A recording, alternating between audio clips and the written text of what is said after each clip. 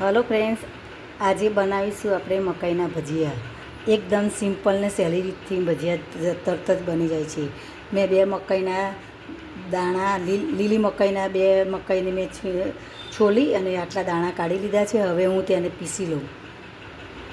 જુઓ ફ્રેન્ડ્સ, આવું મસ્ત સરસ ઝીણું સરસ થઈ ગયું છે. આ રીતે પીસી નાખવાનું. જુઓ કેટલું મસ્ત પીસાઈ ગયું છે. જુઓ આવું પીસવાનું. હવે આપણે તેમાં આદુ, મરચાં, કોથમીર બધી પેસ્ટ કરેલી છે તે નાખીએ. 1.5 ચમચી જેટલી. આખા મકાઈના દાણા રવા દીધા છે, થોડો ક્રન્ચી ટેસ્ટ આવે એટલા માટે.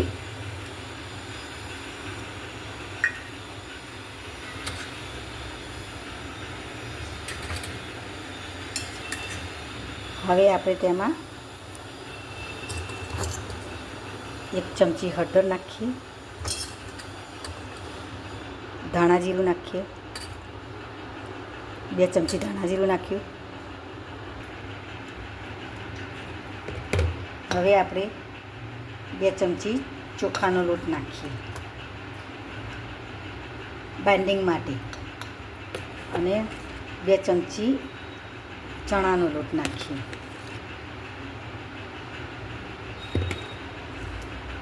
મીઠું સ્વાદ અનુસાર. હવે આપણે મિક્સ કરી દઈએ. હવે આપણે તેમાં ઝીણી ઝીણી સમારેલી ડુંગળી નાખી દેવાની. હવે આપણે આ બધું મિક્સ કરી દઈએ. હવે આપણા પકોડા તળવાની તૈયારી કરી દઈએ. હવે આ તેલ આવી જાય એટલે આપણે પકોડા બનાવી દઈએ. આ તેલ મૂકી દીધું છે અને આ ખીરું તૈયાર સરસ થઈ જશે મસ્ત. આને મૂકી નહીં રાખવાનું, ડુંગળીનું પછી પાણી વરે એટલા માટે. પછી બધું પાણી વરે પછી બહુ ઢીલું થઈ જાય ખીરું, અને ભજી જેવા પકોડા આપણે ઉતારવા હોય એવા ઉતરે નહીં, રબડું થઈ જાય અંદર, અને તેલ વધારે પીવે એટલા માટે. મારી ચેનલ તમે જોતા હોય તો મારી ચેનલને સબસ્ક્રાઈબ કરજો, લાઈક કરજો. પ્લીઝ મારી ચેનલને સબસ્ક્રાઈબ કરજો, લાઈક કરજો. હું એટલી રિક્વેસ્ટ કરું છું. મારી રસોઈ તમને સારી લાગી હોય તો એટલું જરૂર કરતા રહેજો.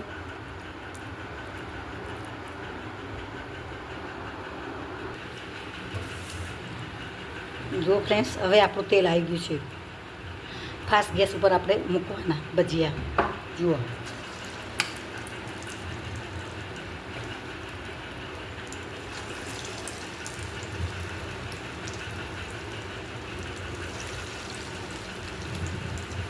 આમાં એકદમ ગોળ શેપ ના આવે, કારણ કે એમાં અંદર આખા મકાઈના દાણા પણ નાખ્યા છે એટલે. પણ ટેસ્ટ એટલો મસ્ત આવે, સરસ. આમાં ખારાની જરૂર પણ નથી પડતી. પોચા સરસ સરસ પોચા થાય છે.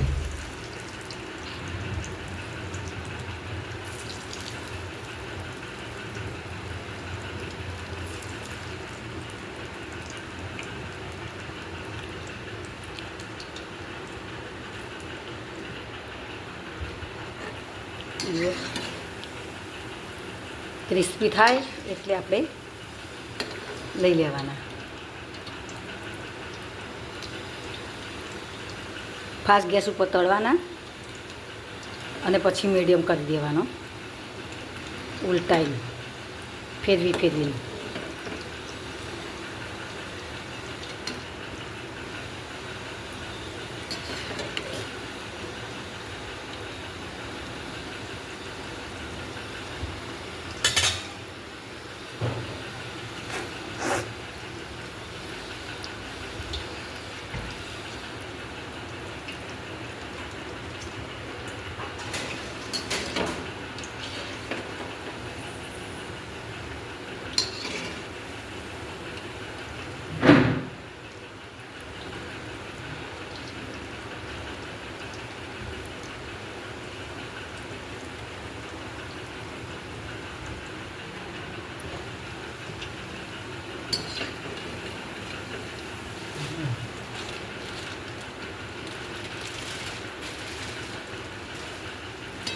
જો કેવી રીતે કેવા મસ્ત કડક કડક તળિયા થયા છે ને. જો આવા લાલ કરવાના. આ થોડું એક ભાગી જ છે, જલ્દી ઉલટાવા જઈએ એમાં.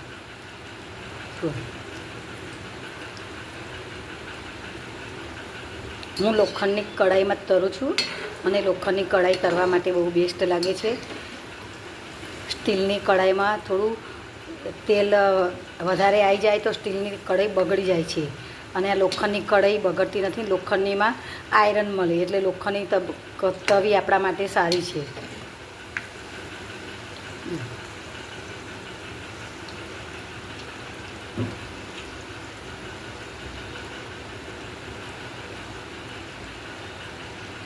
એક મિનિટ રહી, હવે આપણા તૈયાર થઈ ગયા છે. જુઓ ફ્રેન્ડ્સ,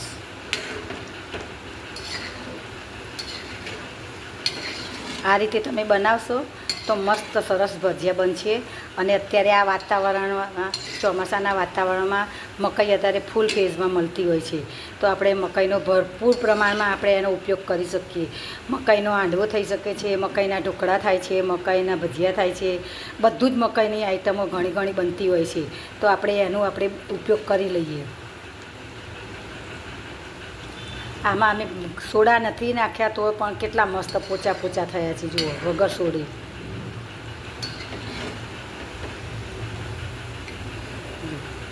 કેટલા મસ્ત ક્રિસ્પી થયા છે ને, કરારા. અંદરથી પોચા, બહારથી ક્રિસ્પી.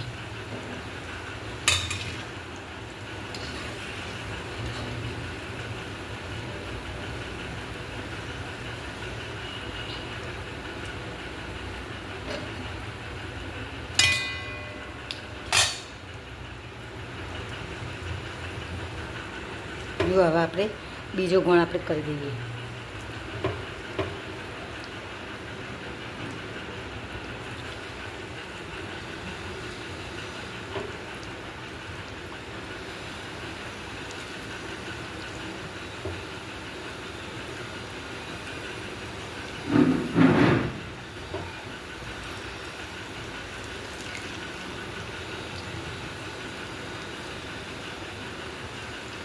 અમારા ઘરમાં અવારનવાર બધી રાતના સિઝન વાઇઝ બધા ભજીયા બનતા હોય છે.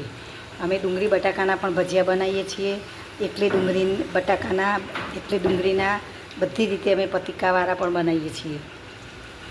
મેથીના ગોટા પણ અમારા ઘરમાં વારંવાર બનતા હોય છે. અમારા ઘરમાં આવું ફરસાણ બધાને બહુ જ ભાવે છે.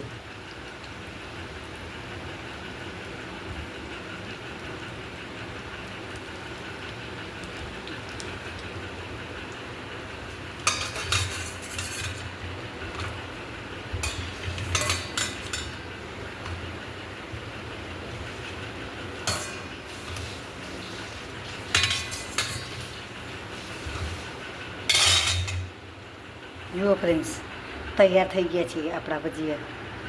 જુઓ, સર્વ કરી દીધા છે. તમે પણ આ રીતે બનાવજો અને તમે પણ ખાજો. મસ્ત. હું એક ટાઈમ જમું છું એટલા માટે હું પછી બેસું છું જમવા, એટલે મારે અત્યારે ચખાય નહીં, એટલા માટે હું કરીને બેસી છું. બધા થઈ જાય એટલે પછી જમવા બેસીશ. પણ બાકી બહુ મસ્ત લાગે છે. ટેસ્ટ તરત જ ખબર પડી જાય જોઈને જ કે મસ્ત બને છે. ચાલો તો રજા લઈએ. થેન્ક યુ, આભાર. મારી ચેનલને લાઈક કરજો, સબસ્ક્રાઈબ કરજો. તમારા બધાનો ખૂબ ખૂબ આભાર.